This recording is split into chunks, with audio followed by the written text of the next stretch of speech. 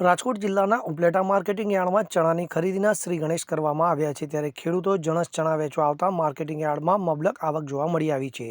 આજરોજ ઉપલેટા માર્કેટિંગ યાર્ડમાં ચણાની ખરીદીને ખુલ્લું મૂકવામાં આવ્યું હતું, તો આ દરમિયાન પ્રમુખ હરિભાઈ ઠુમરના હસ્તે શ્રીફળ વધેરી પેંડા ખવડાવી ખુલ્લું મૂકવામાં આવ્યું હતું।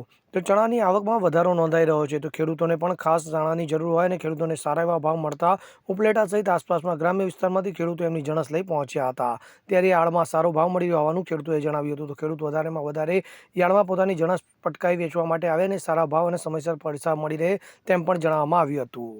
અનિલ સુતરિયા આપણે ઉપલેટા એપીએમસી માર્કેટ યાર્ડના ગેટ નંબર 2 ઉપર આજથી સરકારના ટેકાના ભાવે પીએસએસ યોજના અંતર્ગત આજથી ચણાની ખરીદી શરૂ કરવામાં આવેલ છે અને કુલ ઉપલેટા તાલુકાનું રજીસ્ટ્રેશન 3370 જેવું સમથિંગ છે અને અમારી એવી ધારણા છે કે વધીને 1.5 મહિનામાં બધા ખેડૂતોને પૂરા કરી દેવા છે અને સરકારશ્રીએ જે લિમિટ આપી છે કે એક ખેડૂત દીઠ વધારે 90 મણ ચણા લેવામાં આવશે અને જે નાનું ખાતું છે એ પ્રમાણે થોડા ઓછા આવશે।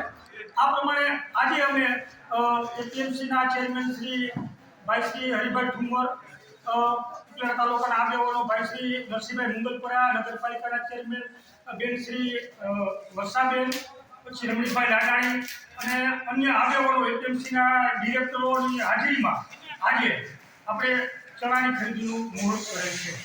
સરફરાજ કોડી સાથે CN24 ન્યૂઝ ઉપલેટા।